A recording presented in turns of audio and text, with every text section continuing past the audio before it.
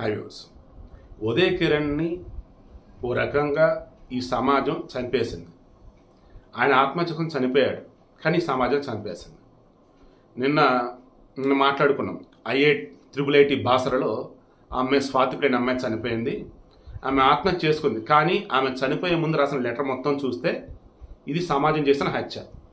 ఆమె అనుకున్న వేళ ఆమె బంధువులు లేరు, ఆమె అనుకున్న వేళ వాళ్ళ ఫ్యామిలీ లేదు, అండ్ ఆమె అనుకున్న వేళ ఆమె చుట్టుపక్కల ఉన్న వాళ్ళు లేరు.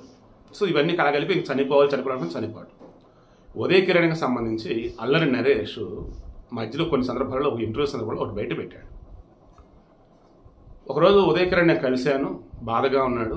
ఏంటి ఉదయ్ అలా ఉన్నావు ఏంటి అన్నప్పుడు ఒక చిన్న న్యూస్ లాంటివి చూపించాడు.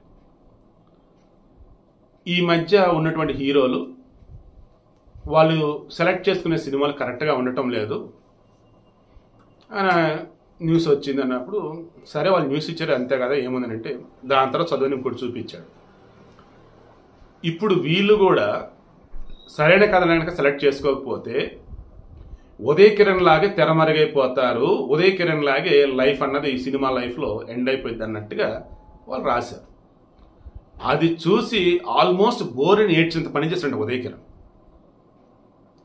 దెన్ అప్పుడు అల్లరి నరేష్ ధైర్యం చెప్పాడట, ఏం కాదు వదిలేసే ఏమైనా రాస్తుంటారు, ఎవడెవడో పట్టించుకునేది ఏంటి, మన లైఫ్ మనం లీడ్ చేయాలి, మనకు అవకాశాలు వస్తాయి వాడుకుందాం అన్నట్టుగా సంథింగ్ చెప్పాడు. ఆ తర్వాత జస్ట్ 1 day or 2 daysకే ఉదయ్ కిరణ్ ఆత్మహత్య చేసుకొని చనిపోయాడు.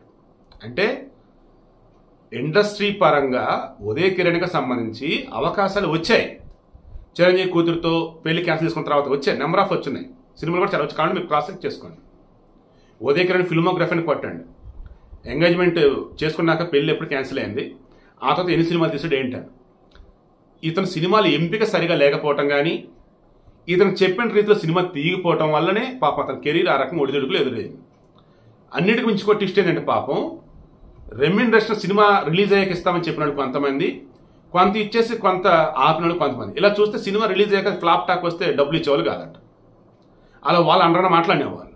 సో డబ్బులు ఇన్ టైంలు ఇవ్వక, ఈయనకి చెప్పిన విధంగా కథ లేక, తర్వాత మార్పులు చెప్పులు చేసి సినిమాలు ఫ్లాప్ అయితే ఆ రీజన్ ఈయన మీద నెట్టి, జర్నలిస్టులు అంటూ సినిమా విలేకరులు అంటూ వాళ్ళు వీళ్ళు కూడా ఈయన మీద నెట్టి, ఇంకా అంతరా కూడా ఈయనదే ఈయనదే ఈయనదే, ఏంటి తప్పు, ఈయనకి చేత కాదు, ఈయనకి తెలియదు, లైక్ ఇలా అంటూ ఉంటే తట్టుకోలేక సెన్సిటివ్ నేర్చుకున్నటువంటి ఉదయ్ కిరణ్ ఆ డిప్రెషన్లోకి వెళ్ళిపోయి ఇక వద్ది లైఫ్ అనుకొని తను చనిపోవటం జరిగింది.